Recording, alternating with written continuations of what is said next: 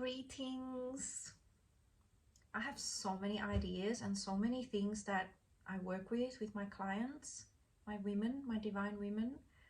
And one of the things is people wonder, what is it that stops me from knowing who I really am? Will I ever know who I really am? Is who I am really what I think I am? And if I know who I am, will my life really change, right? So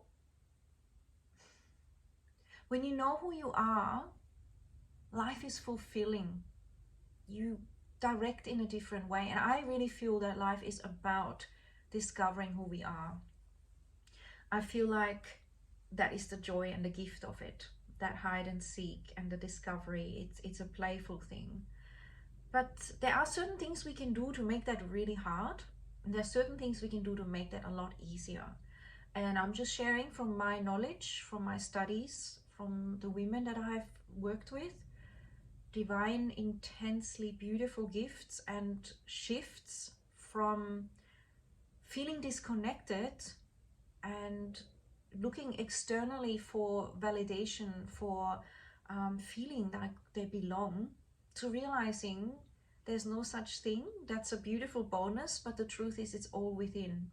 No matter what we think, that's always where it goes back to. And realizing how she sabotages this beautiful awareness of herself. And when she knows herself, she's confident. She's sparkling. She's alive. She doesn't spend so much energy worrying and trying to find approval or trying to fit in. Because you know what? In a weird way, no one will ever fit in. And by the time you really fit in and you have manipulated yourself so much that you feel that you fit in, the times will change, people will move. And on top of that, you've lost yourself. That's never worth it. You don't want to be liked for fitting in. You can be liked for being someone that stirs people up, that inspires people, that makes them think differently, that makes them realize there's such a fascinating world being around you. What is fitting in? Fitting in is really a program. And you know who controls that program? A strange society platform of media and advertising and making money through fashion and images. It's not holistic. It's not honoring individuality, although they bring that in so that's another selling point. But it's generally, that's the fashion, and if you're doing it, you're cool, and that's what we're doing now. And if you're doing that, you're cool. That's what you drink, that's what you eat, that's what you wear. And it's not so much about actually what you want and what feels good. So I've pretty much always been, whatever I like is what I wear. I've always felt fashion unimportant. And some people would say, oh wow, I love what you're wearing, that's so fashionable right now. And I'm like, I didn't even know it was fashionable. Actually, I didn't look what's in fashion. I just chose something I liked. And yes, in the shops you generally can only get what they decide to have, but I chose that coat because I love it and I know I'm going to wear it for the next 10 years unless it falls apart, because it's not about what color it has and what the latest look is. So getting back to being your true self, that also helps you to be with fashion what you actually like, what actually suits you, what makes you feel feminine or powerful or beautiful or whatever it is. And you know, it's just you. Even in 10 years potentially, you won't think it's gross unless you're changing a lot, and that's fine also. Your body changes, your hormones change, your attitude, your life. So okay, let's get to it. What stops you from knowing yourself is basically, and it'll sound way too simple, focusing on the outside, focusing on what others are doing, magazines, the media, Instagram, Facebook. It really does work that way, even if you think you're not doing it. It is a subliminal thing that happens, and literally the people that don't have that happen consciously remove themselves from buying into it or getting there too much, or just looking at it, yeah, that's just whatever it is. It's a certain mindset where you look at it and go, yeah, I don't really like this, or yeah, I love that and I really would enjoy that, versus the idea that it's cool to do that, or it's something people will like and therefore favor you for. That is a fine line, and it really depends on you. And it's nothing right or wrong, because we all go through phases, right? But for me, it's about exploring that and finding out, what do I really want? And because no one ever squashed me into a mold, I was always able to choose that. And I never was told, you know, fashion is cool. And I often saw that fashion was incredibly ugly, including hairstyles, including clothing. I thought, wow, yuck. And, you know, maybe I'm just not a person that's so easily brainwashed. Maybe in this lifetime, I've come in to see that more. Who knows? And I'm not saying that there's a right or wrong either, because it can be fun to also follow and to have that team energy and that crowd energy. And in there is still going to be a uniqueness, because no one's the same, right? I'm just maybe being a bit extreme. But that's what I like. I like being out of the box, right? And not everyone enjoys that. So when you compare yourself, I mean, you look externally, it's very easy to lose yourself. And then you miss out on expressing your uniqueness. You miss out on that aspect that you bring to the world, which is really different. Really different. Maybe something no one's ever done before. Anything you're addicted to can be a limitation. Notice. Do you need to watch this movie? Do you need to be on that social media? Do you need to, you know, see something all the time and you kind of compare yourself? Do you avoid feeling your truth by covering up with makeup? Or I used to actually wear baggy jumpers for a while because I didn't want to be looked at for my body. I denied my femininity because I got too much attention for certain things, you know, that I didn't want attention for. Not saying I was perfect at all, I wasn't. But let me just say, when you've got breasts and you develop them early on, you can get attention there and you're not even ready for that. You don't even want it and you hate it, literally. So I wore baggy jumpers a lot at uni, in my uni days, I know. So, and I didn't mind that. I was comfortable in that. I wore overalls, baggy jumpers, and I loved it. I felt funky in that. Yellow jumpers, green, you know, I was doing my own creative thing and I enjoyed it. Only later did I really explore wearing more figure-hugging dresses and being more feminine. I realized that, yeah, you know, maybe I'm taking it a bit far, and or I could be more enjoying my femininity, because these days it doesn't matter to me what anyone else does or what they look at or whatever it is. I can handle that. So is there some sort of an addiction that you cover yourself up in? Getting drunk, eating certain foods, starving yourself, something where you don't want to meet your full self, something where you are externalizing to hide feeling your truth and what your soul is trying to express. And when you don't express that and you kind of cover it up gently at first and more powerfully perhaps later with what other people think and what other people love, and it can be unconscious for all of us, then you lose yourself. And with that, you lose your sparkle, you lose your confidence.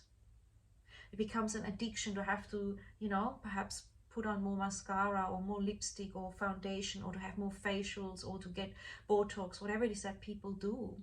And it's not necessary. I feel that that is a downward spiraling thing. I've seen that, and I see women that that do that, and I look at that with love, but they don't look happy. They look like they're trying to put themselves in a box, and like they're trying to control everything so that they're never looking how they normally would look, and it looks stressful. I find that more often than not, those women look stressed.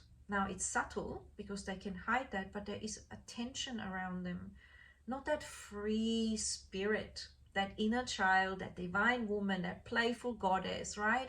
And so I feel like we need to reflect on that if we want to shine and sparkle. I was going to make sparkle out of that. And really just go, wow, that's me, and I want that to be recognized by myself first, and therefore by people around me. That's how it works.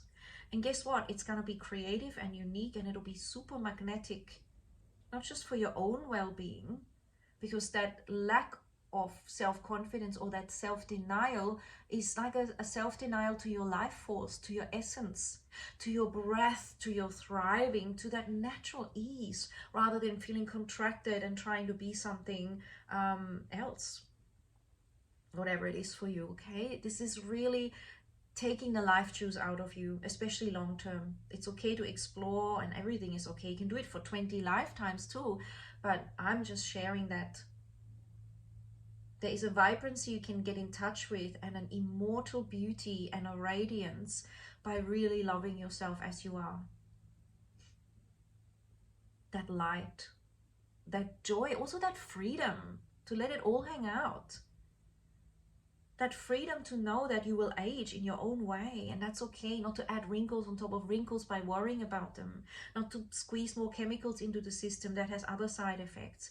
Honoring your whole body, your skin, with natural products, with you know, clay, mud packs, for example, that are holistic. Taking nutrients that are really holistic, like chlorella, aloe vera juice, eating the real apple, you know, with the fiber and everything, organic if you can. That adds to your vibrancy, to something people will see whether you like it or not. Now, initially when you're young, it doesn't show so much. When you're now 15, 16, 17, 18, 19, 20, 21, 22, right? Because you've got youthfulness and youthfulness hormones on your side. But as you mature and become older, you know, hate to say, but yeah, I'm 53, okay? And I love it. It's like another boost of confidence of aging and realizing that's okay, and that I have my crappy days and I have my days where I'm more radiant. My face always shows it really strongly. If I'm not feeling well, I straight away get dark rings and my skin looks funny. My face can't hide anything. That's why I make YouTubes when I generally feel vibrant, but also other times I've cried and I've looked awful and that YouTube still went out, right? Today I didn't do anything with my hair. I had a mud bath because I have this beautiful product, and I had a mud facial, and then I decided that I felt amazing and that I would just tie my hair back and put a bit of lippy on. I put tiny bit to refine my brows because my brows are very light. I put a little bit of mascara this time. In most of my YouTubes, I do not wear even mascara. I don't wear foundation, and I'm not saying that to show off. I'm saying that because you don't need it either. I've seen so many women that put on heaps of makeup, which is fine, but then I'd see them without and go, wow, you actually look amazing without, like really even better. Really, really, really seriously. I would say 9 out of 10 women look better without makeup, or with very subtle. There's something about it. Don't fall into this modelly fashion about having huge eyelashes that can fall off, that you have to stick on, spending half an hour doing all of this, covering up your actual face and your pores from breathing, putting on that strange fashion of, in my opinion, strange, maybe you love it, of these completely symmetrical shaped eyebrows, paying lots of money to get it tattooed on and plucked and twisted. It's okay if you love it, if it makes you happy. But I know so many women that spend $60, $70 on getting the nails, the shellac, and getting their eyebrows, and then they can't spend anything on spiritual growth anymore. Because they're so invested in that external, and that is creating the insecurity. That's why they don't know themselves. There's nothing like jumping into a swimming pool, running out, and just being comfortable in your skin. This is what I love about older women. When I was younger, I used to go to the gym, and that one didn't last long, but when I was in the change room, there were all these old women, and they are just beyond that. They were like schwibble, hanging there, you know, their bodies, and they were laughing and they were vibrant. And in my opinion, as a 25-year-old or whatever, I was 27, I looked at him and I said, man, you guys are so beautiful. I hope I can be like you when I'm 70 or 60. And they were just so beautiful. They were laughing, and that laughter and freedom creates such a life force in their body and being. It's beyond compare, and it actually creates longevity and youthfulness, and it creates not losing touch with yourself. It creates a feeling of I'm enough. It creates a feeling of I don't need to change and cover up just so someone else thinks I look better, and I have to keep it up because if I don't have it, it doesn't look right. I love your natural beauty, your divinity. You can obviously change it and play with it, obviously do whatever you want, but not if it causes you stress, not if it makes you late, not if it stops you having breakfast, not if it feels bad when it's not there. No dependence, no addiction to that. Addictions will stop you from being your true self. They're a huge block. So check it out, have fun, let me know what you think. Ciao, no judgment, remember that, we're all different.